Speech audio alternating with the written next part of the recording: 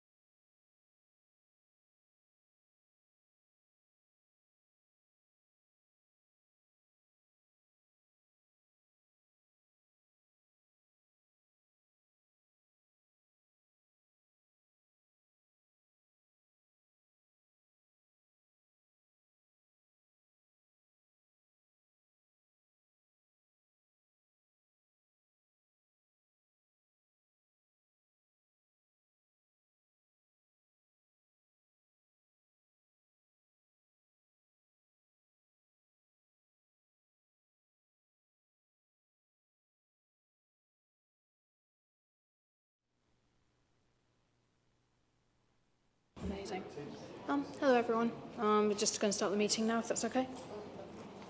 So welcome to this meeting of the Overview and Scrutiny Committee. Sorry, my name is Councillor Tabby Joy. This is my first committee meeting as chair. I just want to put on record my thanks to John Payne, Councillor John Payne, the other members who supported my nomination to chair. I'm going to try and do credit to all of you. Just to let you know, this meeting is being streamed live to the Cheltenham Borough Council YouTube channel. If you make a representation to this meeting, you will be deemed to have consented to be filmed for the possible use of those images and sound recordings to be used for broadcasting and training purposes. A fire alarm test is not expected, so if the alarm does sound, please make your way to the nearest fire exit. Members, by the way, specific to this meeting, members will have been informed by email last Friday that we've proposed a change to the published agenda tonight as a result of the need to consider a call-in that we've received today. This will be dealt with under urgent business. There have been some questions about the Minster Exchange item. These questions have been taken on board, but they'll be addressed at a further meeting. We're just going to be reprioritising the MX meeting as soon as possible alongside the tour. So there will be other opportunities for people to participate in that coming up. Tonight we've had, for item 1, we've had apologies. I've received them from Councillor Fifield and Councillor Harman. We'll be acting as his substitute. Have there been any other? Substitute. Yeah, Tim's going to be here as subject. Sorry, I wasn't very clear. Councillor Fifield isn't here, but Councillor Harman's kindly agreed to step in, so he'll be substituting today. Is there anyone else that needs substituting or have sent apologies? Okay, nope. Perfect, thank you. So item 2, if anyone has any direct declarations of interest pertaining to this meeting, if you'd like to think carefully in case there's anything that's relevant. No, all good. Thank you. So item 3, minutes of the last meeting. So on our last agenda, that comprises pages 5 to 10. The meeting held on the 4th of September 2023. They've been circulated with the agenda. Have there been any amendments? I'm not aware of any. Okay, so I move that members approve the minutes of the meeting held on 4th of September. Cool. That's everyone who was in attendance. Perfect. So that's carried. Do I need to sign the minutes? Got the minutes? They're in your folder somewhere. Oh, okay, cool. We can do it at the end. Okay, amazing, thank you. So we've got item 4, public and member questions, calls for actions and petitions. We don't tend to have these, so if anyone is interested in doing this, that would be really cool. At this time, we don't have any public or member questions, calls for actions or petitions. So let's revisit that next time. So today we have a cabinet briefing, item 5, briefing from Councillor Hay, the council leader. Do you have an update today? I think it's perhaps one that an update that Scrutiny might just like to consider in the light of, entirely up to you, but you will have seen the reports that have come out that circulated with regard to Publica. You've got an annual update today from Publica, but obviously there are things afoot with Publica as a whole that Scrutiny might like to be involved in. I'm happy to have a discussion further if that's something you'd like to do, but I just thought I'd put it on the table now for Scrutiny to think about it, because there are, whatever, we don't have as many services within Publica as do other authorities. So it's not as critical for us as it is for the other partner authorities. But nevertheless, it does impact on us. That's all. Thank you. Because I know that I asked a few questions of Publica that kind of pertains to potential partnership schemes and arrangements. Is this the sort of thing you had in mind? And, would you like to cover that tonight? Because I, for one, would be quite interested in it. I think I did see your questions, Tabby, that you'd asked, and I think it will be difficult for Publica to answer those, but I actually think that you've got a huge agenda, and I'd rather come better prepared for all members, because I'd rather base that on the decisions and be informed of what the other authorities are doing. I have seen, as you will have done, because I forwarded it to everybody, is the Cotswold Cabinet report, but I haven't actually read it in detail, and I would rather wait until perhaps your next Cabinet meeting to come back and talk about that. Yeah, that sounds perfect. Thank you so much. Sorry, not Cabinet meeting, your next Scrutiny meeting. Sorry. Don't worry, I totally understand. It's fine. Yeah. that sounds really good. Yeah, we'll kind of work that into our plan and make sure that that's on the agenda, because you're right about having quite a lot to cover today. But I'd be really interested in that, and I'll just make sure that that's kind of something that we consider. So again, offer open to everyone to pitch in on that. That would be really great. Okay, so so that's everything that you've wanted to say. You're happy with that? Okay, perfect. So moving on to item 6, matters referred to committee. So you're probably all aware that there has been a call-in received on the Cabinet decision made on 17th of October. That's regarding Cheltenham Borough Homes. So this call-in is taking place now under urgent business. We don't need to take any action, just to clarify that that's where we are. We'll be moving more immediately to item 7 on the public annual report of 2022 to 23. So I'm just going to invite Claire Hughes to address the committee. I'm just responding to any member questions, if there are any.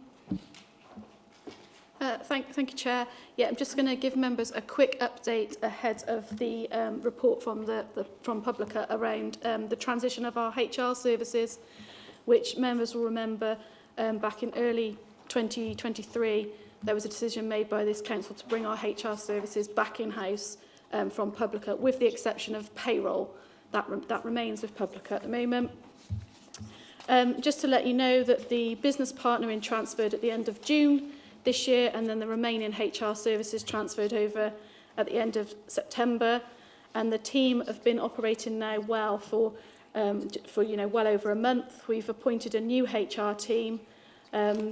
We've also developed with our digital team a new recruitment system, and that's now operational. And the team are already receiving some really positive feedback from staff and managers about the services that they're providing as our new HR service. So it's just to give members that quick update. If you've got any questions specific to the HR transfer, I can answer them probably with the aid of Anne, but otherwise I'll hand back to the Chair to introduce the representatives from Publica. HR, but otherwise... Does anyone have any immediate questions at this time? Okay, perfect. So I'd just like to say welcome to Frank Wilson, to Sally Walker. I'm just presenting the public annual report. If you're okay to speak on it, that would be amazing.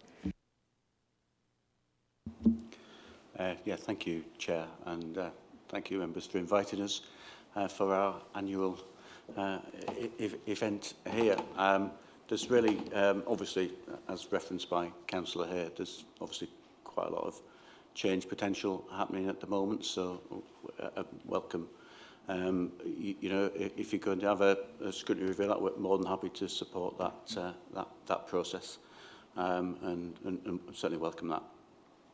Just like to talk really about 3 things that are covered in the report. Really, clearly there's the annual report, and apologies, it's only a kind of a text version that you've got here. Normally we would bring it here after we've been to the shareholder forum. The shareholder forum is not until in just over a week's time, and obviously we're just tidying that up, and we'll obviously give you a final version when it's complete, but the main elements are within there. So happy to answer any questions on that itself, and I'll come to that again in a moment.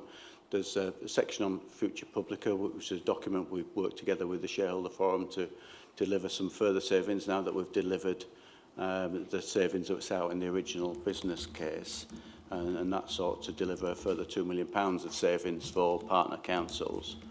And then the final part was really around the very service-specific metrics for Cheltenham as a council, as you take obviously a smaller set of services from Publica, but I thought it would be useful to share some of that information with you, so that's appended again to the report. So if I could just start very briefly, just keep bringing out the key elements of the annual report. So really this last year to March 23 was a consolidation of all the previous savings programmes, and delivered some more savings, and taking the savings to £2.9 million now since Publica was established in November 2017. So we're literally on the cusp of the 6th birthday. That £2.9 million is kind of 50% more than the original business case set out for us to deliver. So I think we're really pleased with the progress we've delivered on that.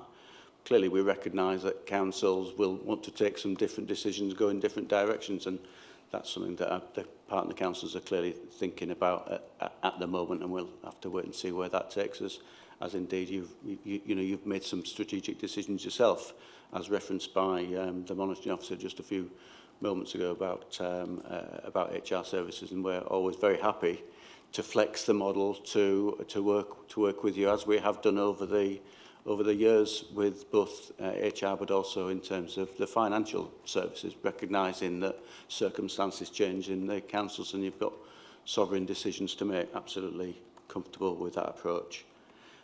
The other key elements from the last year, it was really a further £450,000 of one-off savings returned to councils.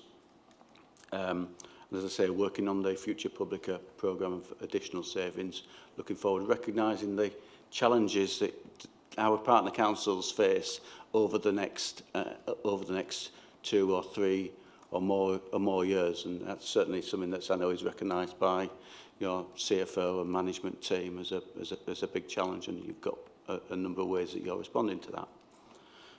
Some of the key non-financial things I'd just like to mention about the last year, really. So, achieving IIP status for our people work, carbon literacy training, literally not within the last financial year, just in the last few weeks, we've identified that we've got bronze position on that. That's really good.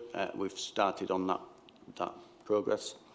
And then the additional work, we've invested heavily with council support in cyber security to further secure our systems, which is critical and was recognised by the councils over a year ago, and we've invested in that service now, and that I think is paying dividends now. We've also sought to secure external funding for our partners in a number of different programmes, including the Local Authority Housing Fund. So those were kind of some of the key elements out of the annual report. Future Publica I've touched on, and really that's about identifying where we can deliver more over the next 2 to 3 years.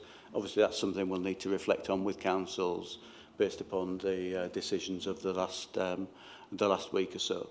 And over coming weeks. Finally, if I may just talk about the services we provide for Cheltenham. Obviously, it's a fairly limited set of services, but some critical services, and your ICT service, I think, is probably one of the most critical things. It underpins, obviously, the council's services, but also your partners as well, and not just the partner councils, but Ubico, Cheltenham Borough Homes and the Cheltenham Trust as well. And you'll see in the pack there's some strong performance data in terms of the work that we do in responding to requests. And I know that I'm sure you all know John Charlton, and I'm sure he's delivered to you previously cyber training and cyber updates, and that again is a critical part of the investment in the ICT infrastructure. We do recognise absolutely that the model needs to flex, and I think we've mentioned that in response to some of the questions that you've got, and we're very happy to flex the service to meet the needs of partners. And we're also, of course, very happy to work with you, understanding future decisions in terms of where Cheltenham Borough Homes and that work work with you on the implementation of that, assuming that goes ahead, and that's going to have obviously some impacts in terms of the ICT infrastructure, but also in terms of some of the financial transactional services that we'll work with the management team in respect of that. So that was kind of really the key elements I just wanted to touch on. I'm happy to answer any questions, or if there's any further follow-ups from the questions and the answers that we've given to you. Thank you so much. Is there anything that else that you wanted to cover, or we're happy with that? Okay, perfect. So thank you so much for that. We did have some questions in advance, and I think has everyone been able to see the published answers to that? Okay, that's amazing. Did any member who asked a question in advance, did you want any follow-up on that? Are you happy to take the answers as read? Okay, perfect. And do you have any questions that you'd like to ask now? If you didn't just, if you just have anything off the top of your head you'd like to ask. Councillor Harvey, thank you. Not so much a question, Chair, but more an appreciation of John Cholton and the work that he's done over a number of years, because I was previously the Chair of the Audit, Compliance and Governance Committee, and we didn't give John a hard time when he came before us, but we just reminded the team that he heads up that cheltenham.gov is a target for the obvious connections, and touch wood, we haven't gone the way that Gloucester City went recently and are still suffering about, and we'd really like to keep it that way, please. So if you could just pass on our appreciation to John for the work that and his team, of course, what they have done and what hopefully they will continue to do, because it is critical that Cheltenham doesn't go the same way as our neighbours down the end of the A40. Thank you. Thank you so much, Councillor Harvey. Do you have a response to that or anything that you'd like to reassure us on? Literally, I was speaking to John Chorlton just 30 minutes ago.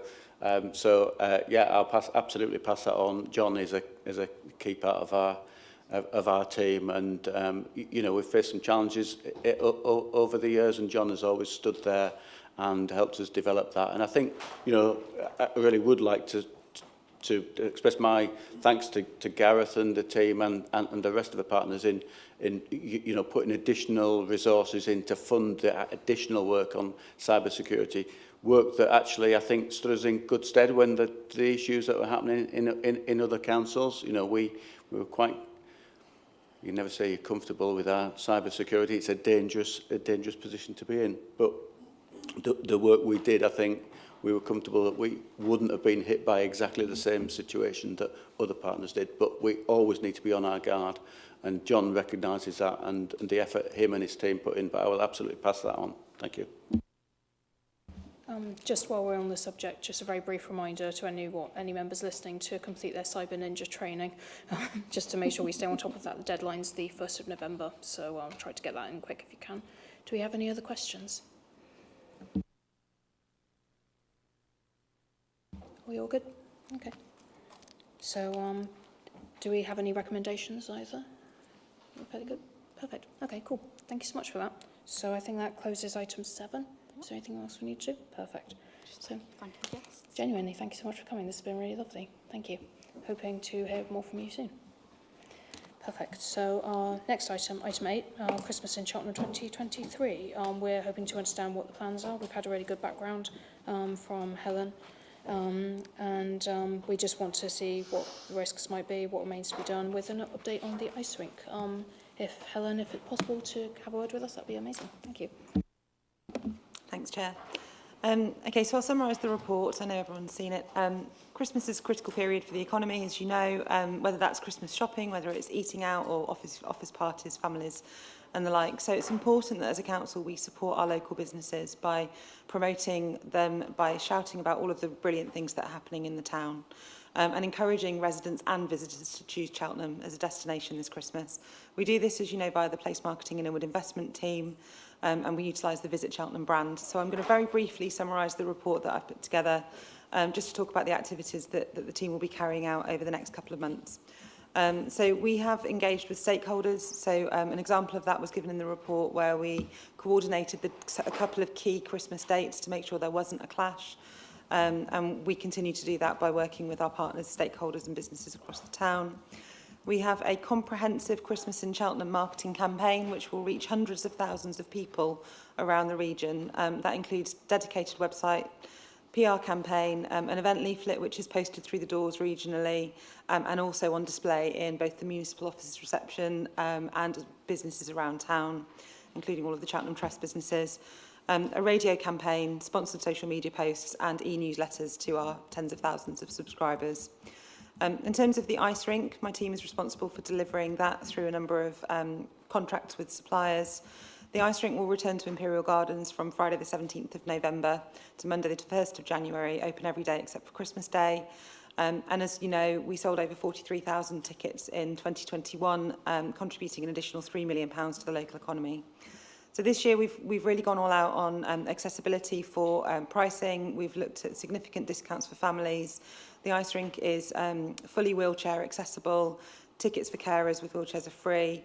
and discounts are available for schools and large groups. We're also doing dedicated SEND sessions, which are much more relaxed, fewer tickets sold, and also preschool sessions as well.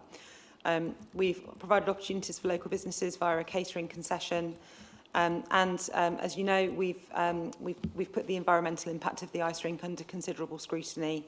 So we've got in place measures to use hydrogenated vegetable oil instead of traditional diesel, the most modern generator that we can get, and also a mobile battery which will operate overnight to restrict the usage of the generator and make that a lot quieter. That's quite a significant innovation in event management. It's the first time we've done it, and we'll be fully reporting after the event as well about the impacts of that. Residents' concerns are absolutely at the heart of the planning. We've met with residents locally. We've sent a letter to every single resident in the vicinity and business, and we've set out the plans and contact details so that if they've got concerns, they can get in touch directly with one of my team. We've also got a 24/7 contact during the operation of the rink as well. We've got an on-site rink manager, on-site security, and a phone number that they can contact in the event of any emergencies. So we're really doing our best to work with those residents to kind of minimise the disruption that we know, unfortunately, they will experience, and we're doing what we can for them. A couple of other things just to cover off briefly. We don't run the Christmas lights as a council. We outsource that to Cheltenham Bid. We provide them a grant to deliver it. They match fund that. So we put in as a council 47,000, and this year they're contributing over 50,000 to the scheme as a whole. And that includes a launch event which will take place on the 16th of November and is designed to keep people in town for longer, keep them going into local businesses and kind of spread out the enjoyment over the day rather than a quick 5-minute, 10-second countdown. It's a much sort of longer period of time, sort of over a few hours with lots of different entertainment. And the lights will be on from the 16th of November through to the 2nd of January. And then in terms of the sort of wider promotion of the team as well, as I mentioned earlier, we've got this comprehensive marketing campaign, but what we're doing is working with every single business or event organiser in the town to encourage them to let us know what they're doing so that we can shout about it. And they can add their events for free to the Visit Cheltenham website. They can send us details, and we're in touch with lots and lots of different organisers and businesses. There is a summary of some key events, but I'd encourage you all to visit visitcheltenham.com/Christmas, and all of the Christmas events are on there, so you can see exactly how much Cheltenham has happening this year. Thank you. Thank you so much. That's really informative. I really appreciate you coming in today and sharing that with us. So we had a couple of questions asked in advance regarding the ice rink and about, you know, like the proportions of geographical areas to, you know, people who are visiting and planning to visit. Do we have any follow-up questions based on the questions asked in advance? All good? Oh, Tim. Oh, sorry, Councillor Harman. It's sort of a follow-up. I'm not a regular member of this. I'm a substitute. Excuse me if I follow the rules. I mean, first of all, I wish it a great success because Christmas is a huge element for retail, hospitality particularly, and it's great to see the town with the lights on and everything happening. Christmas markets, I always love it myself. Still being only really about 9 years old. I know I look older, but that's actually the real age. And if Councillor Seacombe was here, he'd undoubtedly ask me about the ice rink, because he obviously, as the ward councillor, has concerns, and they were addressed to some extent at the recent council meeting. It's not a question for us, and obviously it's going to go ahead in its location tonight. I personally will not be skating. I think that there are some limitations to what I can do. And I did once say to Flo Lucas that if they brought an ice rink, we could be the new Torval and Dean, but she hasn't taken me up on that offer yet, so we'll see what happens. Have we, and it's probably not for this committee, but I will just say it, have we ever thought that a better location would be Montpellier Gardens, where we just successfully run a fabulous literature festival, jazz festival, fun fair, food and drink? Because there definitely is a bit of a clash with residents in Imperial Square and the hotel. And it isn't so far away that it would disadvantage businesses. It's not for this year, but I just wonder in the longer term whether that's something we should look at. There doesn't seem to be the conflict there. You've got much more space and people are used to big events. Thank you. I did a sort of comprehensive review last year before the ice rink, which didn't happen, of all of the different locations, including things like car parks, closing elements of the high street, you know, looking at a very thorough review. And at the time, the decision to go with Imperial Gardens was largely due to the location and the proximity to some of the businesses that are around there and support that will give them. Having said that, we're absolutely open to reviewing that again in the future. And as you said quite rightly, it's Imperial Gardens this year, but that doesn't mean that it would be there every single year. Thank you. Thank you so much. Are there any other questions? Councillor Nelson. Thank you, Chair. Not a question, just to say, Helen, thank you very much. A very comprehensive report with a nice summary list. And I have already shared the ice rink on my social media and had quite a few likes. So thank you. And it's good to see that we'll have this back in the February ONS so we can have a look at the post-evaluation review, which is something I'm very keen to follow up on. Thank you for your support. Are there any other questions? Yeah. It's not on a mic, that's the only problem. Thank you. Just on the point about environmental monitoring, it's really important that we do that, and there'll be a comprehensive report, as Helen has set out there. It's also important to note that the technology that's being used, which is HVO with a battery, has recently been praised when it was used at Cheltenham festivals by Planet Cheltenham. So I think we can be reassured that we're on the right track when it comes to that kind of technology. If it's good for Cheltenham festivals to use that, then clearly they're a leading edge organisation and they're doing very well. And we know the technology that we're using is leading edge and will be provided by a local company which is at the forefront of its industry. And therefore we can be reassured by that endorsement of that company and Planet Cheltenham and Cheltenham festivals. So it does show that we're making really good progress. And actually, if we look at most of the other ice rinks that will be put on across the country, and Helen's nodding here, so I hope I'm not speaking out of turn, they will mostly be put on using traditional style dirty diesel generators.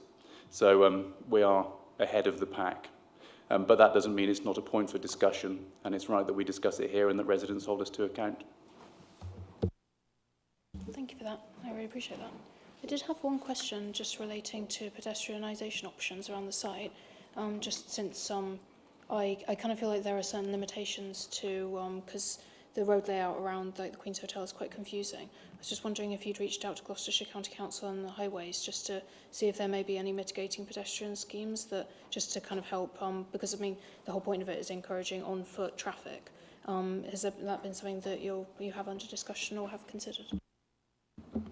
We're encouraging all visitors to the ice rink to use public transport, and that's front and centre in terms of the how do we get here information. And car is quite far down the list, actually.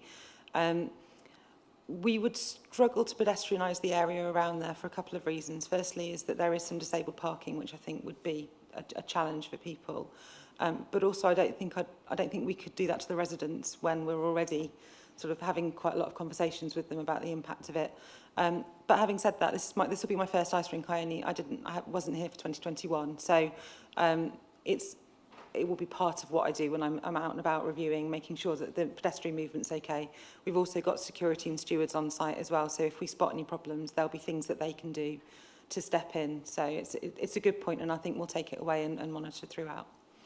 Thank you. Perfect. Thanks so much for that. Is there any other questions or comments anyone would like to make regarding Christmas and the ice rink? Perfect. So that sounds okay. So thank you so much for coming in. I think that should be okay. So moving on now to number 9 on the agenda, end of year performance review and current performance. Anne's kindly come in to present this to us just with a summary of the end of year performance with CBC. Have we achieved what we set out to, and what assurance we have for current performance?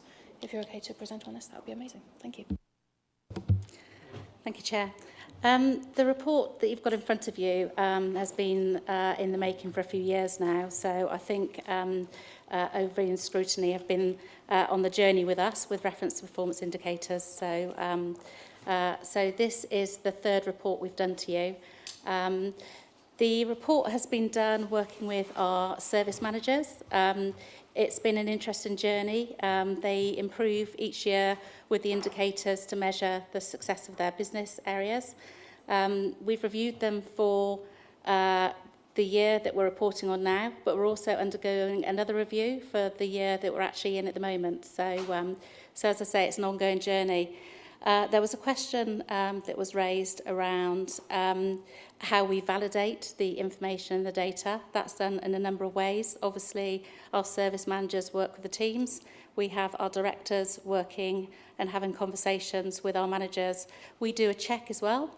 What I would say is a sense check about the data and the information when it comes in. And we also have swap audit that sometimes undertake reviews of the indicators. So it's interesting that a number of things that Scrutiny have talked about tonight around HR coming back in-house. You can see that we're hoping to have an improved impact on things like exit interviews, which is very important to us, especially in a difficult employment market, that we know why people leave us. So we've started to work on that.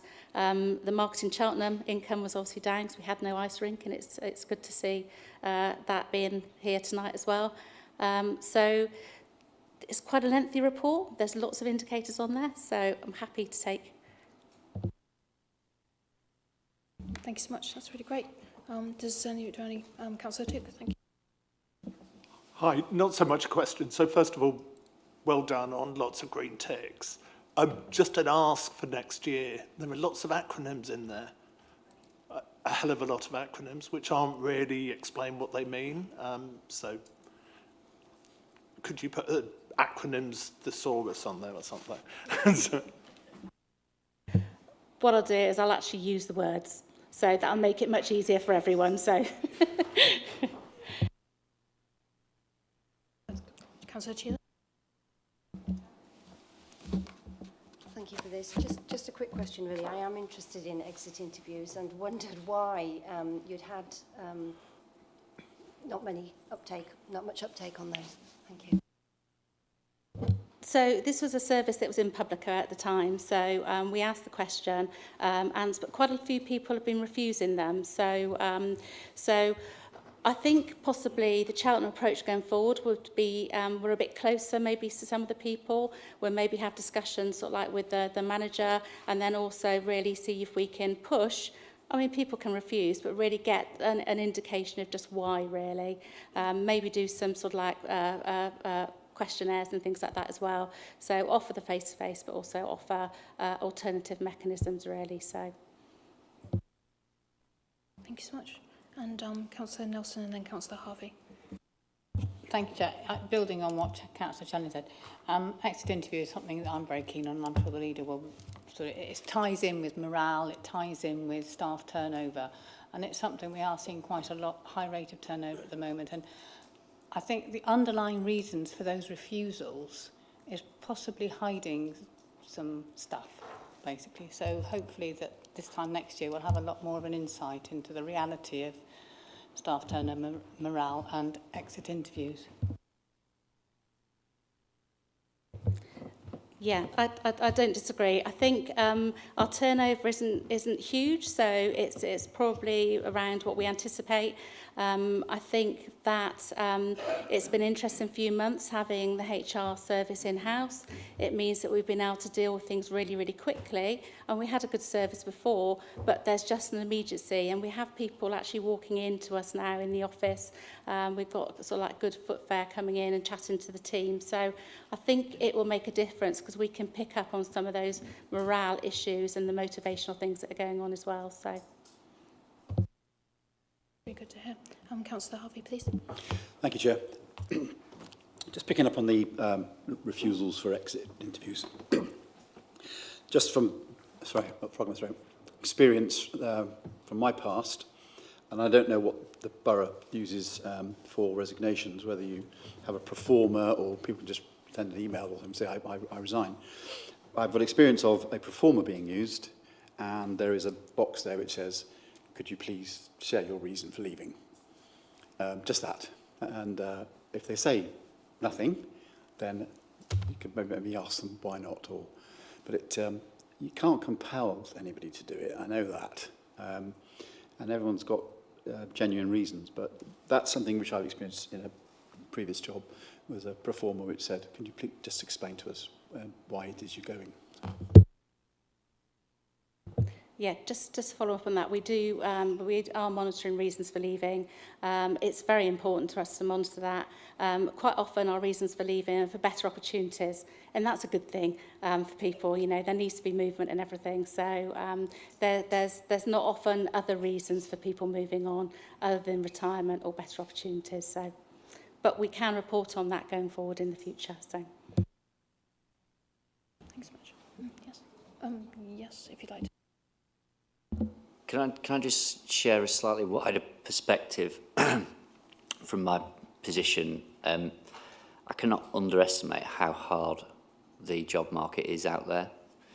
And I think that clearly one of the reasons that we decided to bring our HR service in-house is to do all the things that Anne has set out. You know, the reason for doing that is to have a more direct relationship with our employees, find ways in which we can improve in all sorts of ways to ultimately ensure that we've got happy colleagues who feel valued, to try and find ways in which we can reduce that churn. I'd actually say that Cheltenham's doing pretty well, actually, when you compare to some of the challenges that a lot of local authorities are facing up and down the country.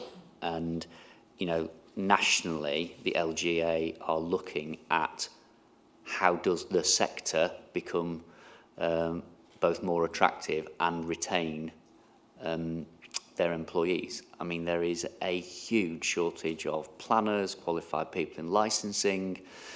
You've all heard about HGV drivers. You know, virtually in every single sector, it is definitely, I would say, an employee's market out there in terms of the job market. And as you say, it's in many ways a good thing that people have been promoted. The one thing that I have raised in a kind of a regional level is that Cheltenham can't be an island. And of course, it's great to have people that are promoted, but we're all sort of robbing Peter to pay Paul.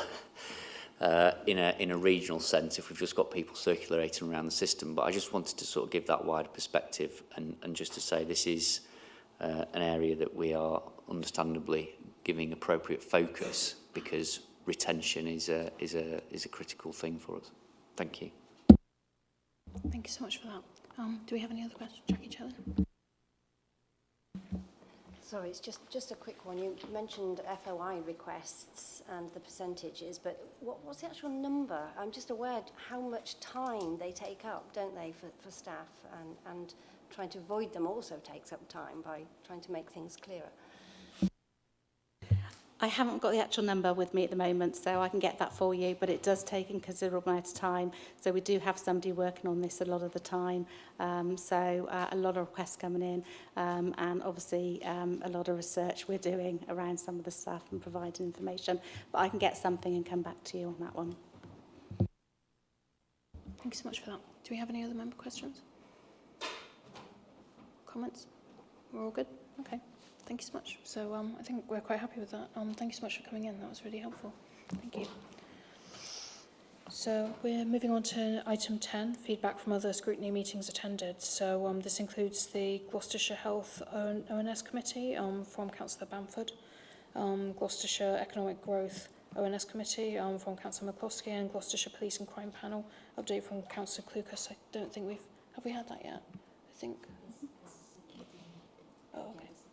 Perfect. So that's an agenda supplement for anyone interested. Does these updates just taken as read? We don't have any representatives here that wish to speak further about them? We're all good? Okay. So no decisions to be taken on that. We have item 11, updates from scrutiny task groups. So I would propose that we consider the draft one-page strategy containing terms of reference for a scrutiny task group. That's sort of what we're considering. This is going to be part of the urgent business concerning the call-in tonight. So the brief review of the scrutiny work plan, item 12, was required for today, just because we needed to defer the exempt item of business of the Minster Exchange. We are happy to take views away for discussion so there will be members of the chairs group who I think all members of those are at this committee meeting today. But just to be aware, we can discuss that within the chairs group. make sure that we're on top of things for the Minster Exchange. No decision right now is required, but you can please feel free to contribute to the work plan, comment on it. If you have any ideas for future items that should be considered, that would be really valuable to us. So, you know, just looking forward to working on that. So we are about to move into the call-in regarding Cheltenham Borough Homes, but I just wanted to take a very brief sort of like 5-minute rest break, just because I realise that it's probably going to be a bit intense. Call-ins are a bit demanding because we're not quite sure how it works until we give it a go. So if you'd like to just take 5 minutes to just relax, you know, use the facilities, all that, I'll see you in 5 minutes. Thank you.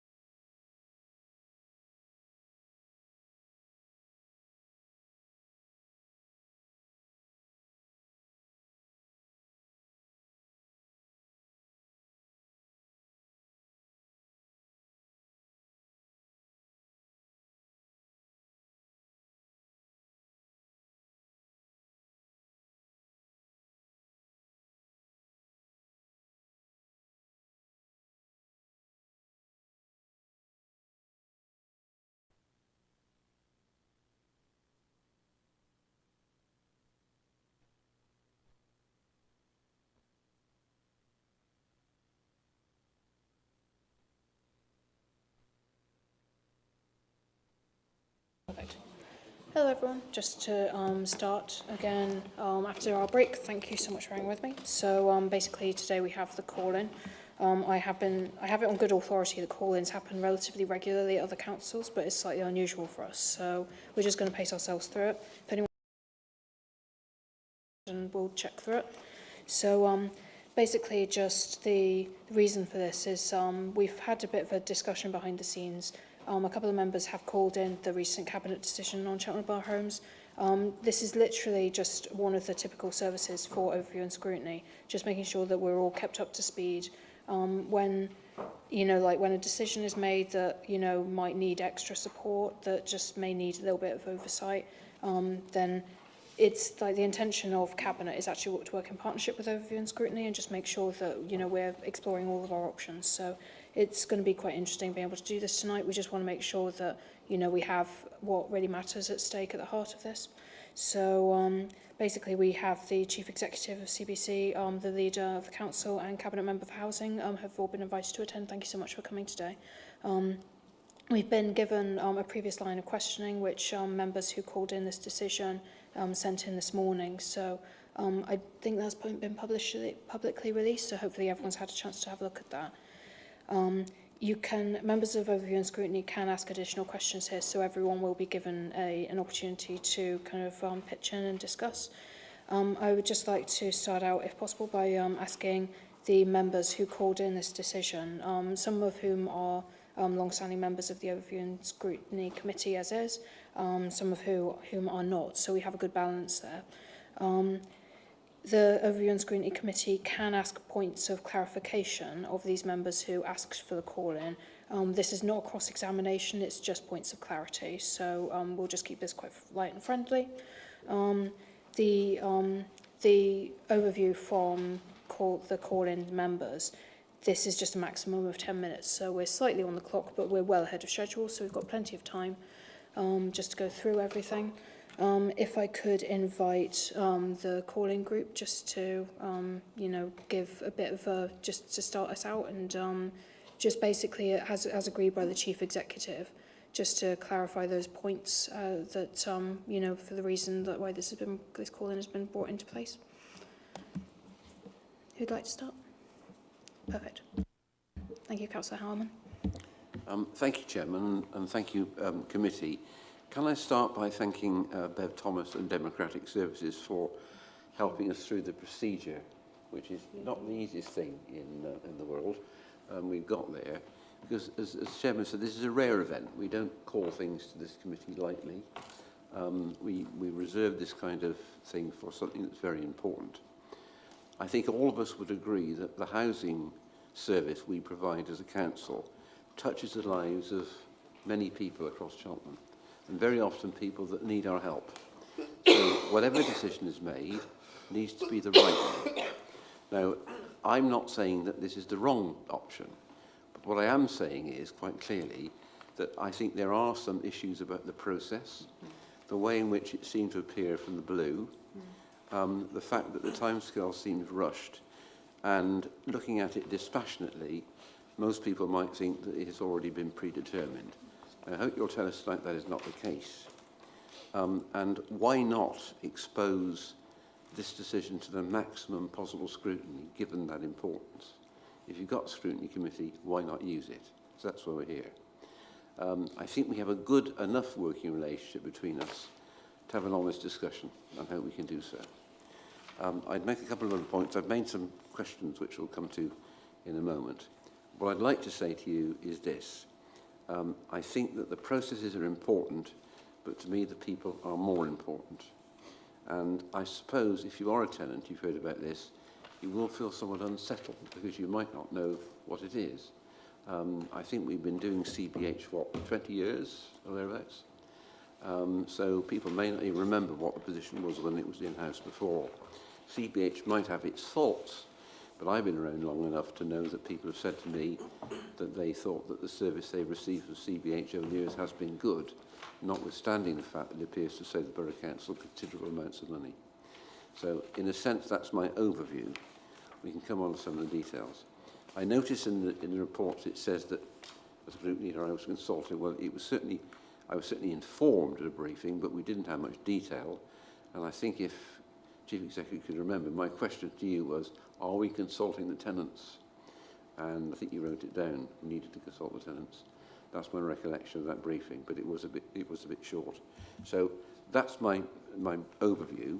We'll come on to talk about things in more detail in a moment, and I look forward to hearing from other members. Thanks so much, Councillor Harman. Can we hear from Councillor Flynn, please? Thank you, and I'd also like to add my thanks to Democratic Services. Tim.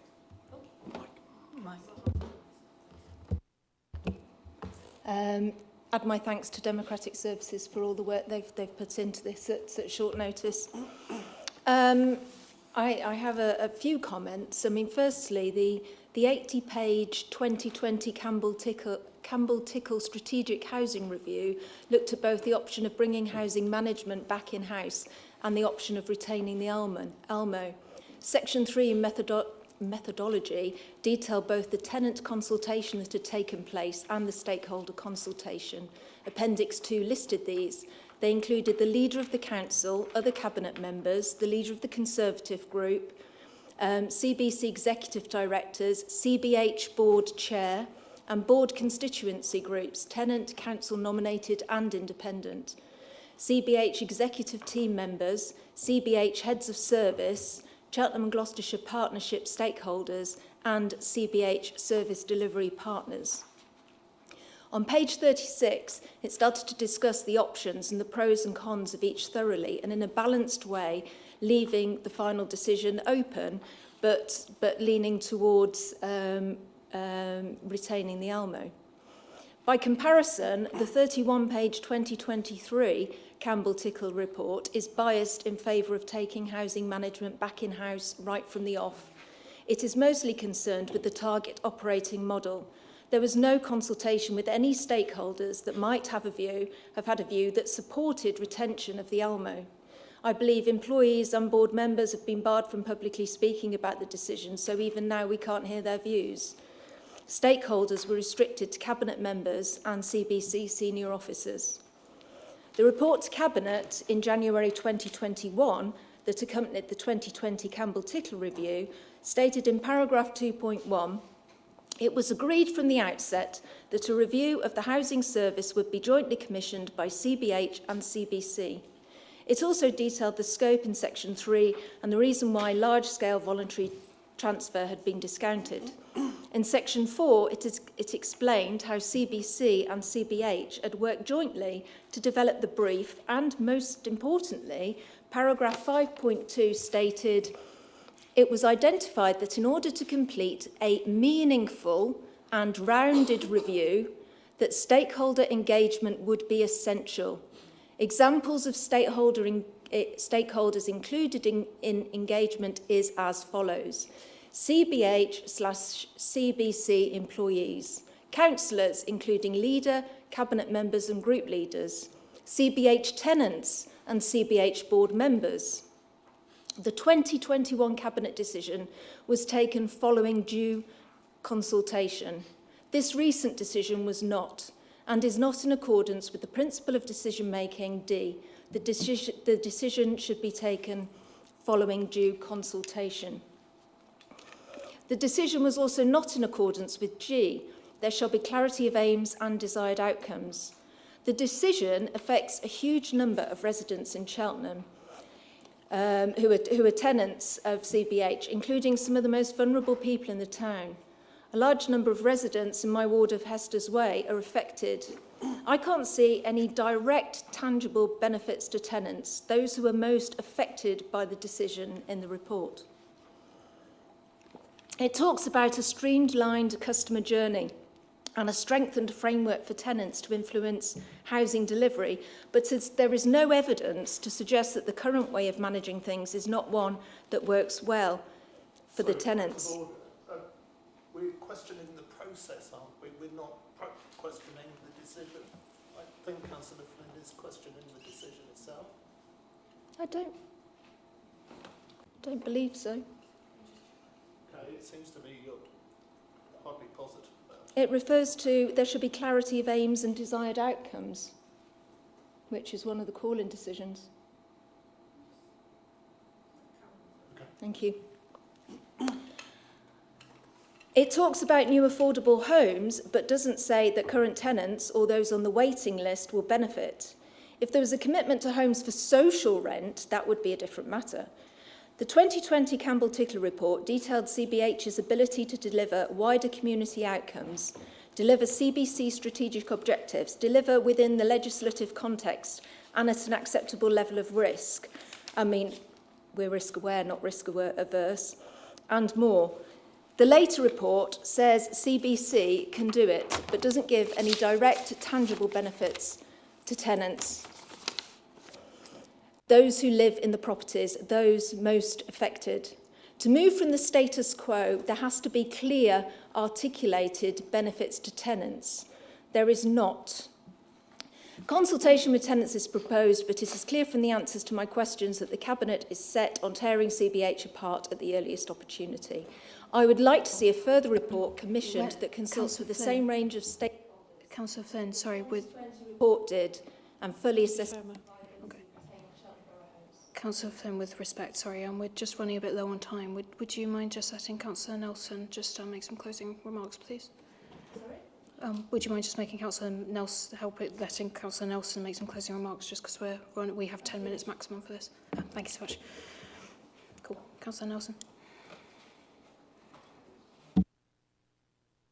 Thank you, Chair. Just in brief, mine is about the process. And when I sat in the members' briefing on Friday, the 7th of October, I wasn't alone in that meeting with several fellow members of this committee and members of the CBH board who were councillors who were very sad and very shocked. Even the board members were only informed the previous Wednesday before so 7 working days before. So it's a process, but very little notice given to key stakeholders, as Councillor Flynn says. But more important, I think, is the insensitive way that the employees of CBH have been handled. They were only told by a Teams meeting by the Chief Exec on the Wednesday, the 4th of October, before the Friday, that this decision, effectively, as the media are reporting, this decision had been made. So there are now a lot of very nervous people in CBH who are worried about their futures, worried about their jobs, particularly for roles they can see that are duplicated within CBC. And I just feel, on a personal level, the way we've handled that and the people, is process-wise, is insensitive, and I think, as one of the board members states in a letter to the Echo, if you don't consult people, things can go wrong in the future. So I think we need to keep those employees on board, and I think at the moment we're running a risk that we're not. Thank you. Thank you so much, everyone. I appreciate that. Just 1 second.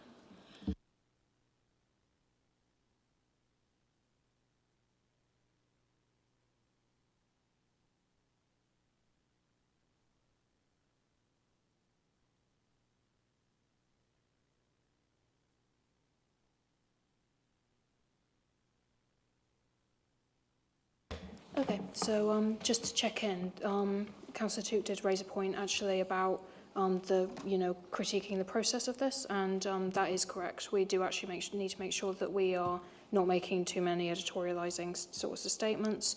We want to try and be objective and, working as a collective in terms of this. So, obviously this is something that, as Councillor Nelson has noted, is stress-inducing for CBH staff.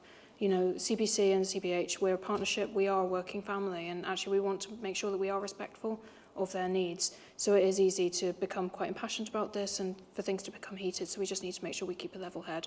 We're just going to make sure that we are examining this process effectively. Does that sound okay? Perfect. So we've just had some feedback immediately on that. We've heard from the members who've asked for the call-in, and we've stuck really, really well to time. So we came to pretty much exactly 10 minutes on that. Yeah. So any members of the committee want to ask any points of clarification? Amazing. On the call-in. So we can ask further questions of the members who made the call in. So if you want any points of clarification, just as we've discussed, do any of you in Scrutiny committee members specifically have any questions for the call in members? Points of clarification. Points of clarification. Yeah. No. Does anyone have any questions? We'll come on to proper questions later. We'll come on to proper questions later. So that sounds fine for now. So everything sounds fairly clear to everyone. So you're now going to ask the makers. Perfect. So thanks for bearing with me. I'm just making sure I'm doing this according to process as well. We'd like to invite the decision makers to respond to the call-in. Again, recognising this is a slightly unusual situation. So, you know, any clarification points that you need, then let us know. We have the very effective Claire to advise. You have 10 minutes to make a statement, if that's okay. Who would like to speak first? Okay, perfect. I will. Thanks so much. Thank you, Councillor Joy, and you're doing a great job, by the way. First overview and scrutiny meeting, and you've got a challenge, but good stuff. Some of what I've got to say, I may well end up by repeating a few of the points that Councillor Flynn covered, but you know, as she said, some 2 years ago, Campbell to Kell were commissioned to look at the future with regards to our Elmo, and they delivered options for this cabinet, or for the then cabinet, to decide. Within the report, there was, of course, at that time, the option to bring CBH back in-house. The choice that the cabinet then decided upon was that we should continue with our Elmo, but with a strengthened partnership approach that included the sharing of more services, such as joining 2 communications teams together, as an example. That's just one little example of what we did in that closer working relationship. During the compilation of the Campbell to Kell report, there was also, as Councillor Flynn said, extensive engagement with all of CBH members. And that report was then brought to this Cabinet in 2021. And since that time, the strengthened partnership has evolved and it's worked well. However, since then, we have seen a significant rise in interest rates, now at an all-time high of 40-year high, and with a cost of living crisis, huge rises in materials for house building and massive energy cost hikes. And this government is increasing the accountability on local authorities via legislation, which we have to respond to in both the private and public sector housing. And what it says is that this council will be responsible for far more responsible than it is now. We are already responsible, but we will have greater responsibilities. And I would ask the question, why would you have a middleman, as it were, of an organisation in the middle if you are held solely accountable for what happens in the future? The significant reduction in ALMOs across the country from 70 to now at 21 also shows that it is those authorities who are retaining ALMOs who are increasing the outliers. However, a key priority for us has been and will always remain is the tenant's voice, which we must strengthen and grow. The question was asked, why now? And I believe that as this moves forward, that will be answered. I've already answered a couple of points as to why now. Ultimately, as the leader of the council and the shareholder, along with my cabinet colleagues, we have to try and act on behalf of all our residents and businesses. And the financial pressures this council faces has, for the first time, forced this cabinet to look at stopping or reducing those services. So a key reason for this call-in was that councillors felt that the tangible benefits of the recommendations to bring CBH back under the control of the council were unclear. I welcome this question, as it is important that I set out and restate why I believe this is a vital decision for our tenants and residents. I've had the honour of being a cabinet member for over a decade on this council and leader for the last 3 years. I can honestly say that the last 3 years have been the hardest I have known, which is saying something considering we have experienced a decade of austerity and swinging cuts to council budgets that we have had to respond to, and we still have not cut services.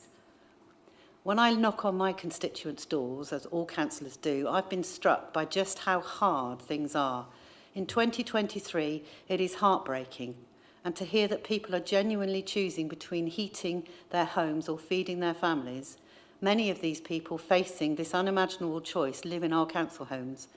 I became a councillor because I wanted more than anything to ensure that families living in my ward had access to services and opportunity. And the last 3 years as leader have only made my desire and resolve to protect those services they rely on even stronger. And we sometimes in life have to make hard choices. The reality is that as a council, we must face the challenge of meeting a £5 million gap in our MTFS, an HRA whose 30-year projection has deteriorated by some 70 million.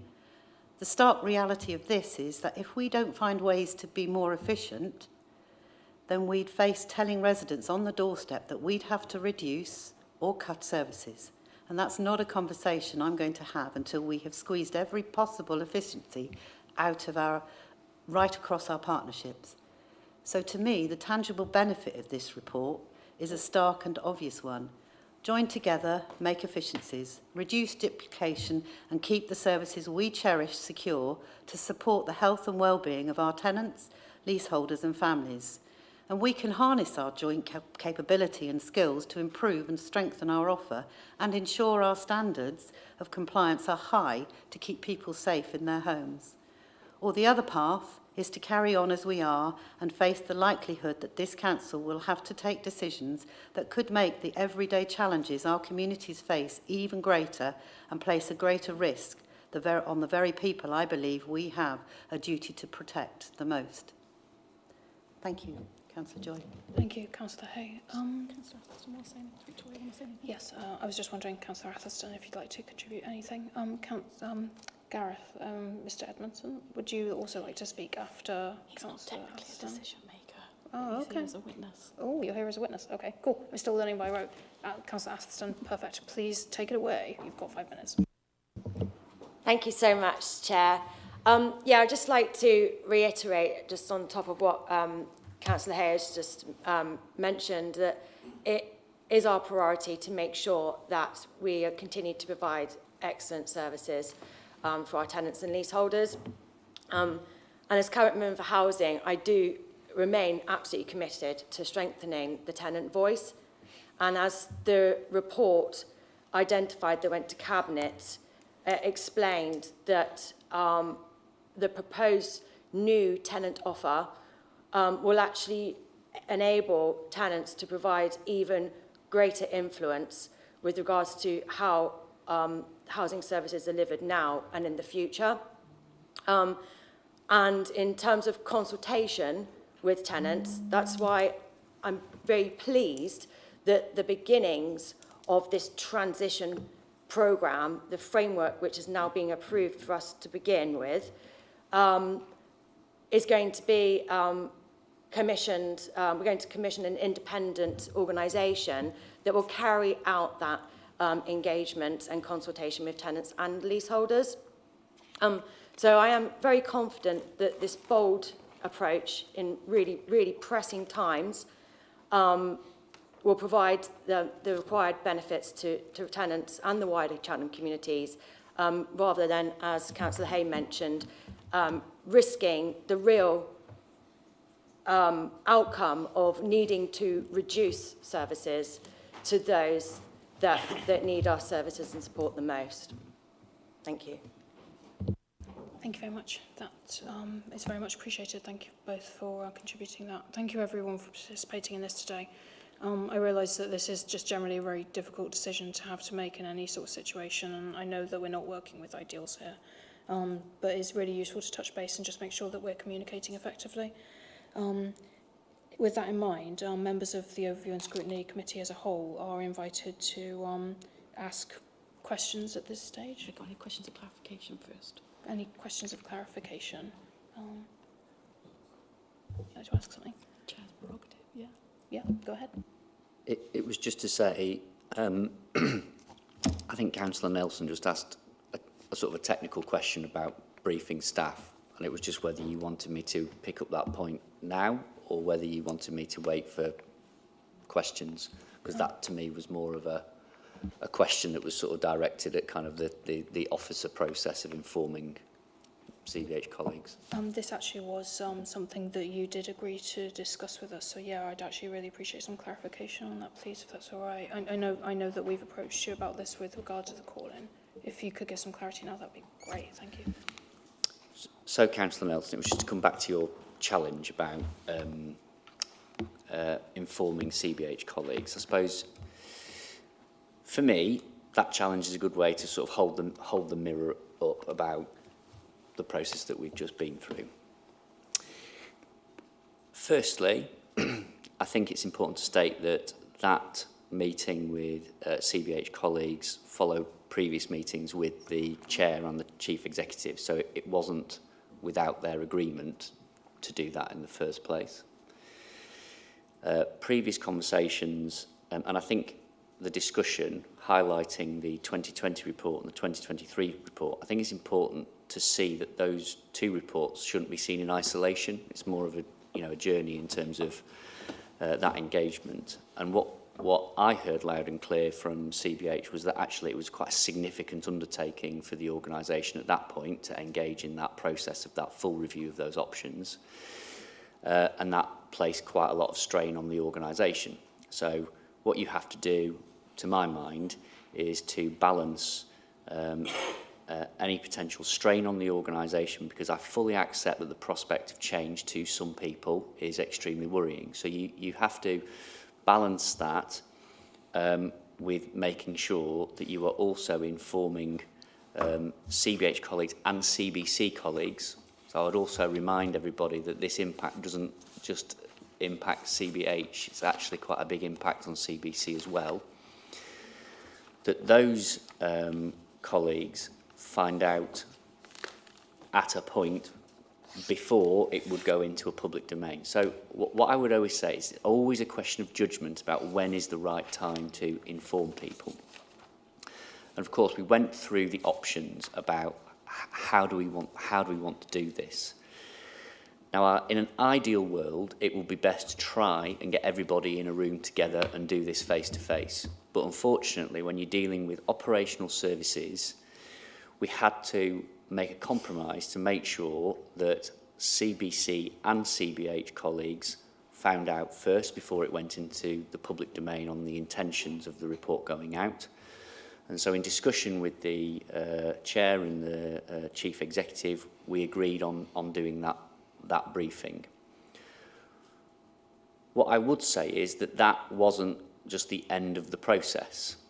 I have subsequently been to a CBH all-colleague day, nothing more than to show my face, make myself available, make a statement about how important CBH colleagues are, how stating that the vast majority of posts will be unaffected, and similarly, I've been doing the same about our all-employee briefings here and making myself available. I've subsequently set up sort of informal meetings, and I say informal because none of the official sort of processes have started yet, because we are in a position where we've only just taken a cabinet decision and we need to start working from now, subject to what is agreed this evening. So in terms of that process, I welcome the challenge because it allows you to hold up the mirror. But as I said, it comes down to a matter of judgment about when is the best time to inform colleagues. I'm very pleased that they found out directly from ourselves. It was a joint briefing with CBH where CBH colleagues also spoke, and we followed that up with further engagement with the staff. I want to ensure that you all know that, and I hope it comes across, and I hope you've got to know me well enough, that I care deeply about CBC staff, and I care deeply about all of our colleagues across CBH, Publica, all those colleagues that are going out and doing a fantastic job. And I absolutely agree with you, Councillor Nelson. It's absolutely critical that those CBH colleagues and CBC colleagues feel valued, are recognised for the fantastic job they do, and we support them as best as possible, subject to the decision-making process. We support them as best as possible to ensure that they continue to thrive if that is under one team. But I hope that just gives a little bit of context to, you know, the sort of judgment calls that we made in partnership with those discussions with CBH. Thank you for that. Would Councillor Nelson like to respond, and then Councillor Harvey? Thank you, Chair. Thank you, Gareth, for that clarification. And I do understand with big business, one has to take these balanced approaches. I think that maybe the media was the problem, the release to the media, because as Councillor Finn has said in some of her questions, the way it came out of the media is it was a done deal. And I think that's the problem, is we've set the hares racing out there. But what you're saying is, I think, is that they shouldn't have done that. And in fact, it's just beginning now, the consultation process. And I would just go back, I appreciate what Councillor Hay and Councillor Hutton said, but I think in what you said, your comments, you were talking about the decision, not the process for making the decision. Given that the rules for us was we were having to talk about the process, I think what you said, most of it was about the decision itself and justifying the decision, which we're not disputing. We're not disputing the underlying justification for the decision. We're disputing or challenging or questioning the way that process was done over the last couple of weeks. That's all. So thank you.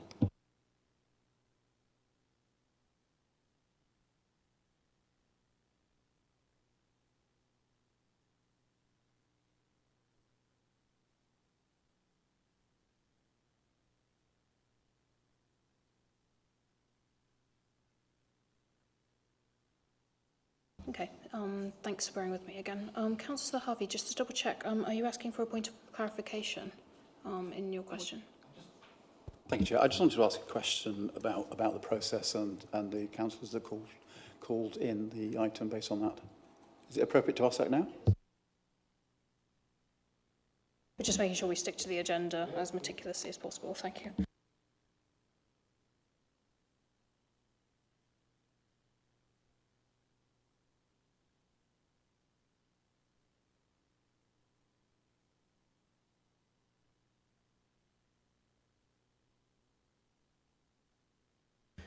So I'm just going to check some consensus.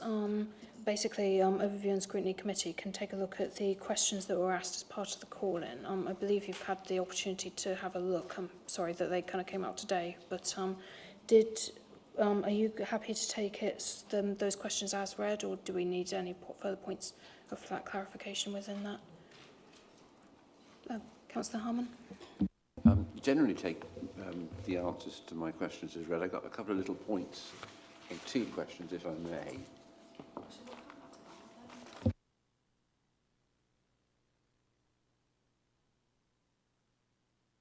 We'll go with the questions process then. Okay, so we'll move into the questioning process, more widely. So since Councillor Harvey asked first, if we're okay to go with you first, then Councillor Harman, Councillor Took, would you? Perfect. And Councillor Chenna. Perfect. Thank you. I've got that noted. This is when we're trying to make you a list. Thank you, Chair. Thank you. Go ahead. I think it's been suggested that this decision had been predetermined and it had all become very quickly. The only thing I can see that's come very quickly is the call-in, which is necessary because it has to be within 10 working days of the Cabinet meeting.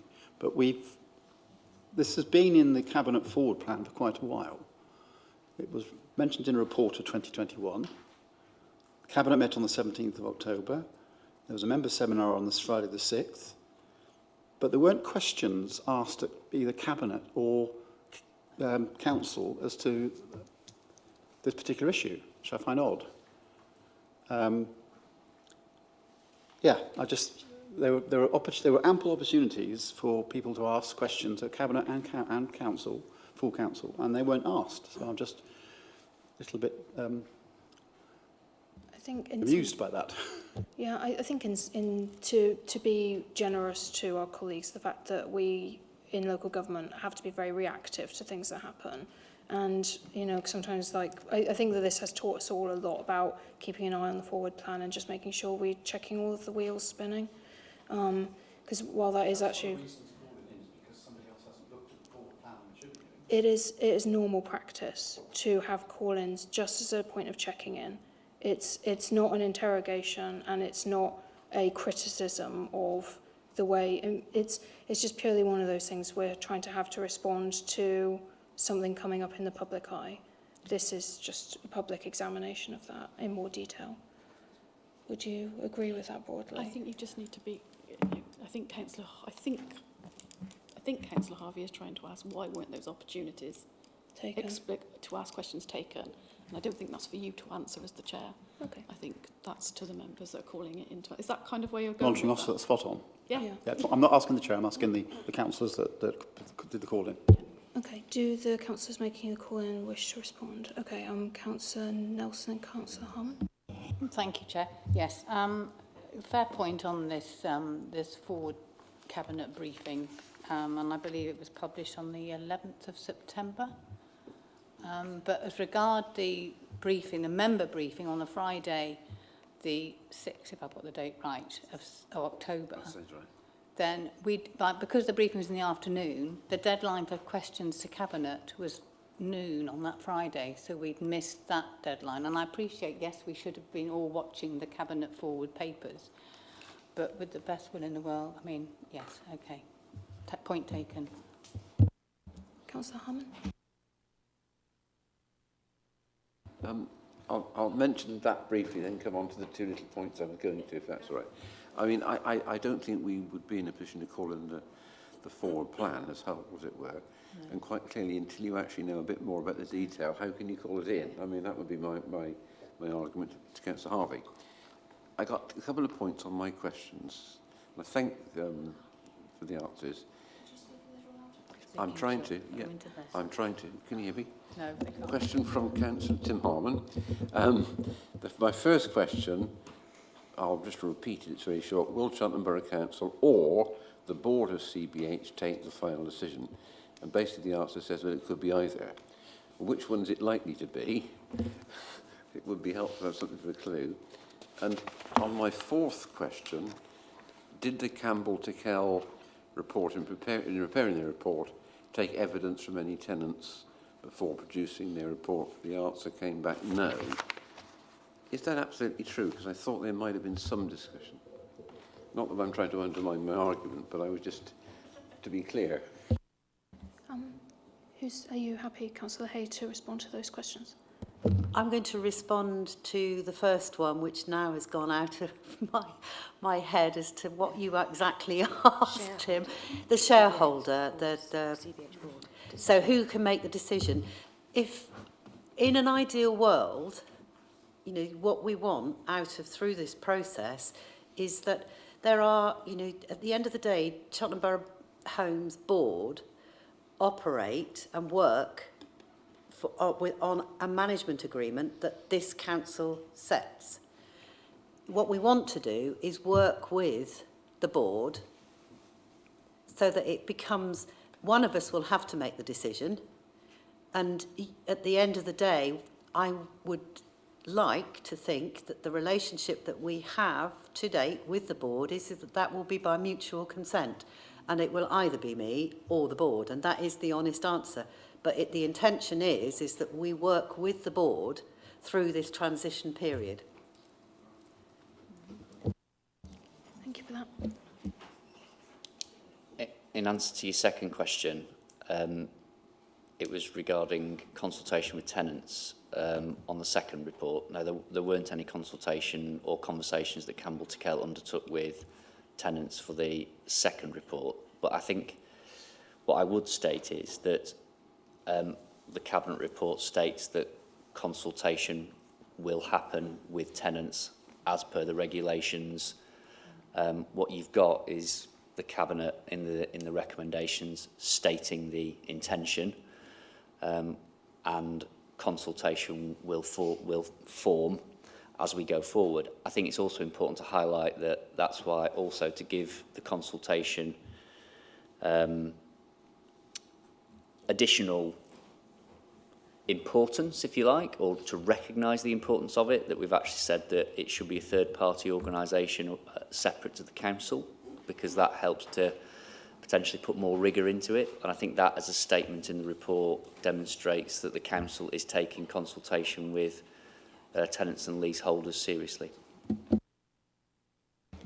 Thank you. I believe we had a question from Councillor Tuke, please. Thank you.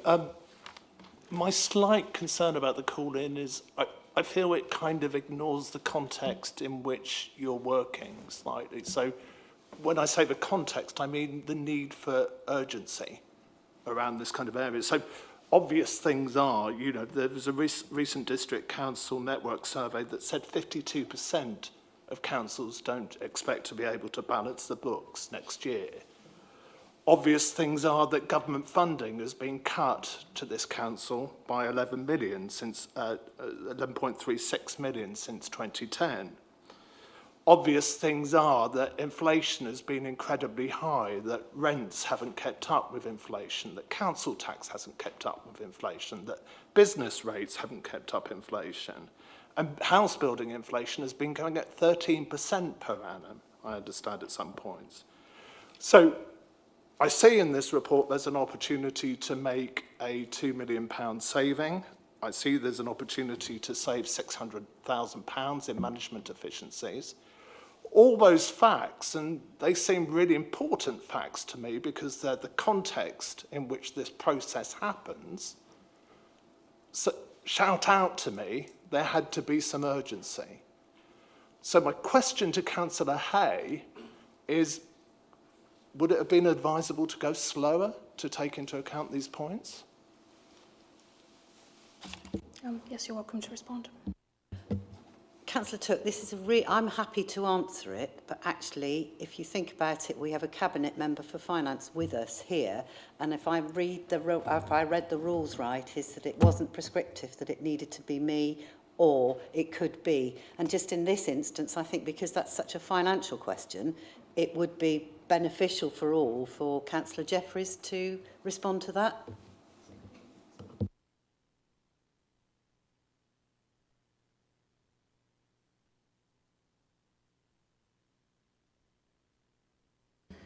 Yeah, you can respond to it if you like. I'm aware that we've had some conversations about the national profile, so I'd just like to remind people that we have only limited influence in terms of how that shakes out.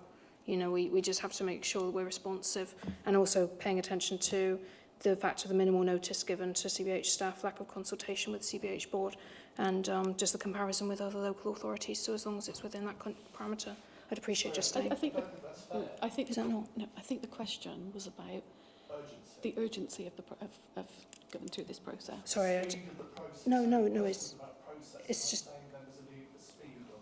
it's only that this is what we've been advised as point of discussion. So, okay, so this is a focus on certain. Amazing, thank you. Sorry about that. Oh, my poor brain. Okay, yes, Councillor Jeffries, if you want to take that away, that would be perfect.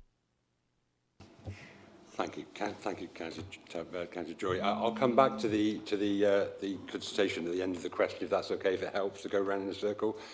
Yes, undoubtedly that this was the context by which it was an urgent decision and an urgent process to go through. It's a stark reality, whilst we in Cheltenham have afforded all of the luxurious things we do in the town, we see in the town, what we spend our money on as a council, we have to make some tough choices to continue those services. And that was the context. And it's clear in the Cabinet report, I think the MTFS figure is 5.1, I've got to check, making sure I get it right, £5.13 million. You know, we have to close that financial gap. And that is the context by which this process started, which I think leads to where we've come in the Cabinet and the discussion and the way the leader and my Cabinet colleague moved this direction of travel was so that the consultation will be part of the process moving forward, rather than have a lengthy, we did in 2020, the initial lengthy consultation process previously. So it's doing it a different way, but to get the end result, which is that full engagement with the tenants and obviously staff and so forth. So yeah, the context would be because of the financial situation. I think, like you say, well, nearly half of the local authorities across the country are facing 114 territory, potentially, and balancing their books. We're not in that territory right now, but we could be if we don't take these tough decisions in a timely manner. Thank you, Councillor Tuck. Thank you for your response. Councillor Chelin, did you have a question? Thank you, yes, Chair. We've talked a little bit about tenants, and clearly the tenants are key stakeholders in this whole process. And so I suppose my question was, is there any evidence that the tenants are unhappy about the consultation process that's been proposed? Who would like to? Gareth, would you like to respond? Yeah, I'm happy to respond to that. The as part of the process, the council wrote to every tenant and leaseholder, setting out the intention of the council committee that there will be consultation, also set out contact details, email address and phone number for tenants. To date, we haven't had any indication from tenants that they are unhappy about the decision. We have had a contact from the local MP's office just to say that some tenants had some questions, but we haven't had any indication that there is any unhappiness amongst tenants from what we've seen so far. But of course, you know, we're at the start of this engagement process, and it's important that as part of the consultation process we engage and we listen to what tenants and leaseholders have got to say. Can I just... Councillor Hay, would you like me to make a... Yeah, I just wanted to take an opportunity to follow up on that, Councillor Chellan, just to say, I mean, Gareth Oak, I went to Cheltenham Borough Homes annual general meeting last week, and I was chatting with the two tenant reps on the board there. Neither of them raised any concerns with me at that time. So that's useful context. Do we have any further questions? Yes, go ahead, please. Oh, hi. Can I turn to the employees of CBH, please? I'd like to ask the question, has there been any consultation with the unions, and have they raised any concerns with the process? Thank you. Councillor Beale, would you like to... There has been consultation with the unions between our, I think, governance officer and also our HR, because we pride ourselves on the fact that actually we have a very good working relationship with the unions. And at this moment in time, the only thing I know is that they were supportive of the principle, because the main message is that most jobs would be secured with a few possible leaving at the top. But the principle is that they were supportive of the process. Thank you for that. Do we have any other questions?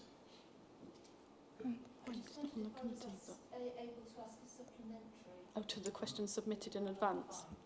Yeah, I think you can allow that. Go ahead, yes, of course. Thank you. It's in relation to questions 22 and 23, in that we've sort of been told that the decision hasn't been made yet, but the press release from the council the day after the cabinet meeting says the management of housing services will move back to the responsibility of Cheltenham Borough Council after a successful 20-year partnership with Cheltenham Borough Homes. The decision was unanimously agreed yesterday evening at a meeting of cabinet. So I would like clarification, please, of, you know, is this council taking back control of its housing, managing its housing stock, regardless of anything, really? Thank you. Who would like to respond? Councillor Hay. I think one of the things you need to look at, I understand where Councillor Flynn's coming from. What you can't have when you're managing people and you're dealing with people's lives is have uncertainty that says, well, maybe this, maybe that. The clear intention that this cabinet set out is that we will be taking CBH back in-house. But that is entirely dependent at this moment in time, is that, as the paper said initially, that's the start of our journey.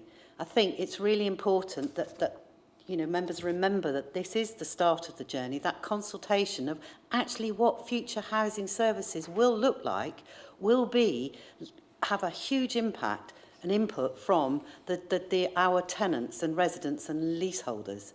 And I go back to the point that you have to remember that actually we have to look after the whole town, not just 5,000 CBH tenants and leaseholders.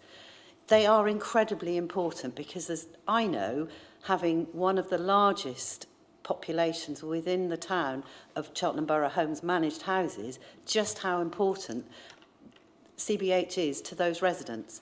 And they're the ones that will always come first.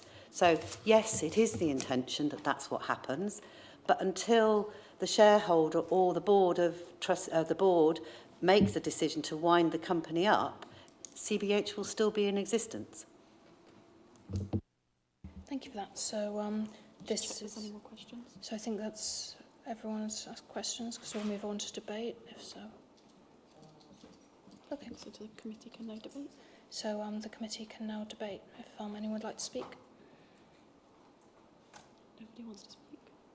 We all good for debate? I guess in some ways we've kind of interrogated this matter quite meticulously. Okay, So I'll go to summing up then. So let's go to sum up. So if we'd like to approach the members who made the call in, and then we'll go to the decision makers, just 5 minutes each, if that's okay. Councillor Harman, go ahead. I won't take 5 minutes, Chair. I promise. And incidentally, congratulations for your first meeting, for chairing such a hot potato. I think in a very fair way. No, I mean, we brought this to you for scrutiny. That's what you're here for. And if the answers to the questions have helped to add that process, then it was worth doing. I think you would agree. Quite clearly, in the real world, the decision has been taken. So probably what we're talking about is not the if, it's the when. And how we get to that when is important. We must take the residents with us, the tenants with us. I don't think tenants probably got lots of things to worry about, as we all do all our lives, and necessarily yet possibly totally cognizant of what the change means. And that's something that needs to be explained very clearly, in my view. And as ward members, I don't have many social housing properties in my ward, but other members do. Councillor Flynn, I'm sure, does, as do others. And I think we need to be listening and working with those tenants to help them through the process. And we will continue to ask questions, difficult at times, if we think it's the right thing to do. I'm sorry, but that's called democracy. No need to apologise for democracy.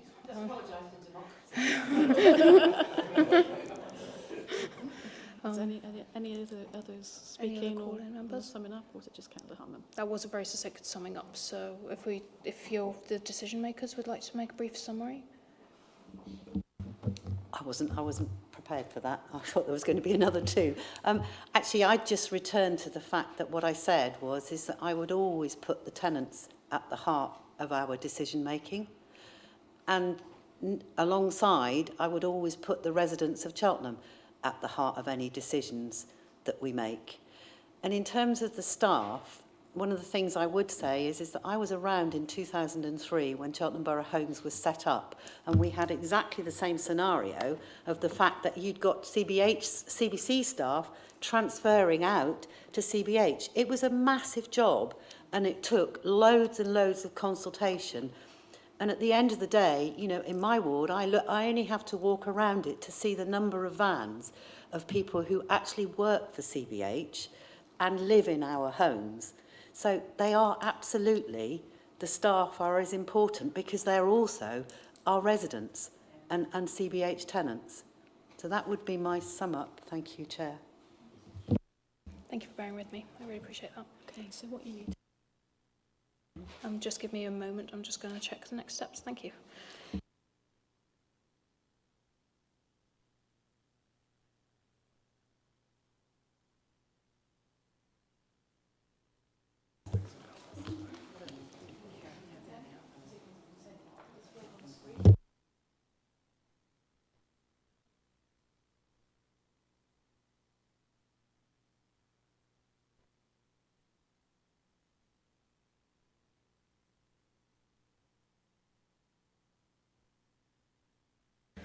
Okay, cool. So I can see Councillor Harvey has his hand up. You can probably see from behind me there are the 4 different options. Any member can move one of those options. Was Councillor Harvey raising his hand to propose one? Okay, and Councillor Nelson and Councillor Took.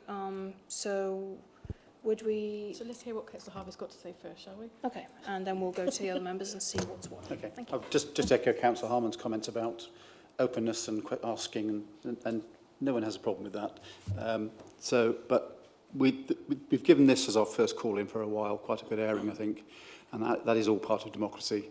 But I would like to move that we accept option A, which is that we support the decision without qualification or comment, in which case the decision can be implemented immediately.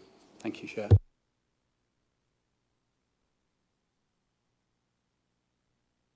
Councillor Nelson, did you have a second suggestion?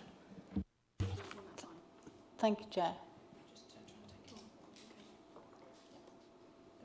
Given the importance of this decision, I think it's right that the ONS task group take it on and go through it. But I think, to be fair, I think this ONS task group that we've got tabled in the agenda pack should be applicable regardless of whether we do A, B, C or D, because it can be going on in the background of whichever the decision. But I would like to move D, please. Yep. And I believe I have a seconder. Seconded. Oh, sorry.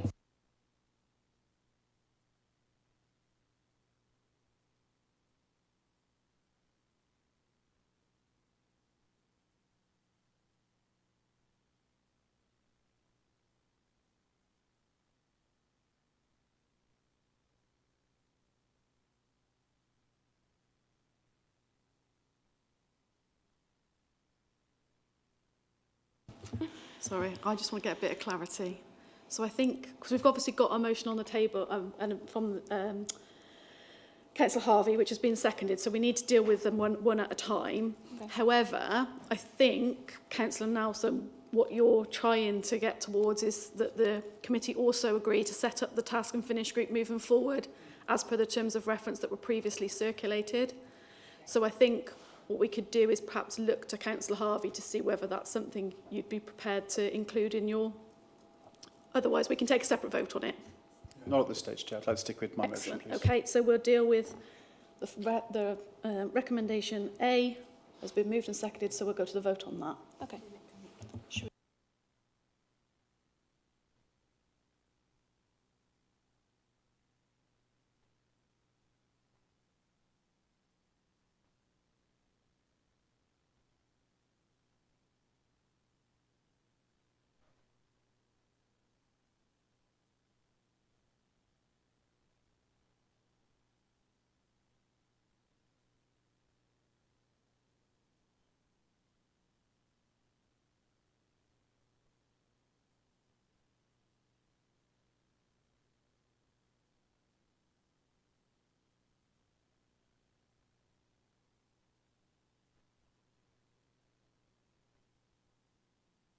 Cool. So that's 6 votes for, 3 against and 1 abstention coming from myself. So that's carried now. So that motion has been carried to support the decision without qualification or comment, and the decision can be implemented immediately.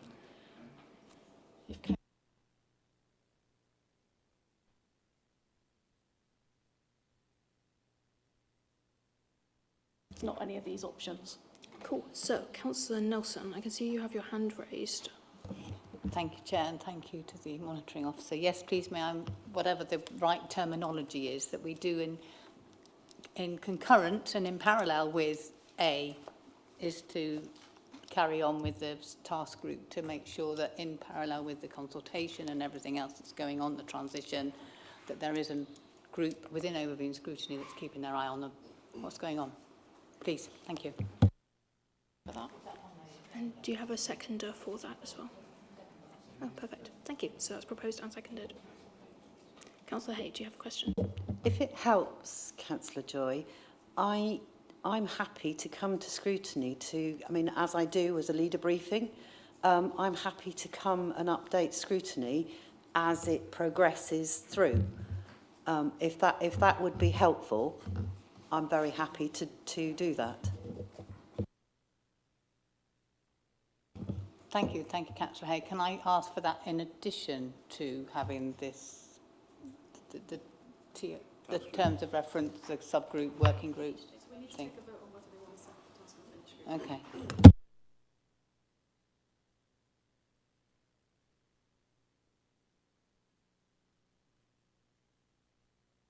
So we've got yes, a proposal to set up a task and finish group as per the documents circulated in the agenda. Legend. Okay, so we have a proposal from Councillor Nelson, seconded by Councillor Harman, to set up a task and finish group, which will run in alignment. So this is just even more extra democracy for us to participate in. we'll just take a vote on that, if possible, please. Thank you. Yes, of course, Councillor Bush. We already have a procedure for setting up task groups, so shouldn't we go through that procedure first, rather than voting on it now? But I think, so in the papers originally there was a suggestion that a task and finish group should be set up, and normally you would have considered that as an agenda item, but because the call-in happened, as the Chair mentioned earlier, it was agreed to defer that decision until after the call-in process. So I think we're just now coming back to, should we proceed to set up the task and finish group as set out in the papers? Cool. So I think we're just asking, we've got a proposal and a second for that, so it's just asking people to vote on whether they're happy to set up that task and finish group now.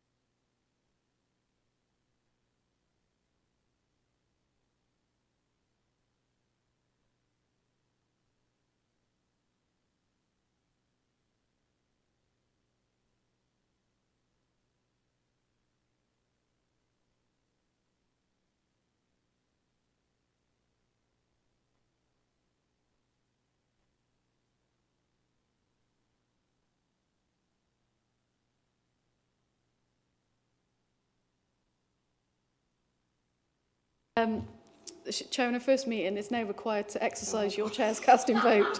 They told me this wouldn't happen. 5 for and 5 against, so it's over to you. Oh my God, okay. All right, I'm probably going to vote casting in favour, if that's all right, because I don't think it can do any harm. I think some people would find it fun.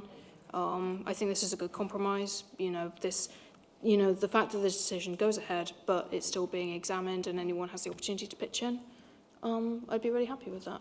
Yeah. Okay. Ultimate compromise, everyone. Okay, cool. You can now carry on with the rest of the agenda. We can now carry on with the rest of the agenda. Okay, that's really cool. Do you want to, actually, before we move on, do you want to ask for members of the task and finish group now, or would you want to do that outside of the meeting? We'll do that outside the meeting, please. Thank you. We will put in an application for anyone interested in becoming a member of the task group. So this is super great. Everything. Well done, everyone. We got through it. Date of the next meeting? We are going to have a look at the Minster Exchange next time. Don't worry about that. Please submit your questions. The date of the next meeting will be the 20th of November 2023. Hope to see you there. I was going to do an informal debrief, but I'm really tired now. So please send me your feedback by email or shout out and let me know how you go. Thank you so much for coming. This has been amazing. Thank you. Oh my God.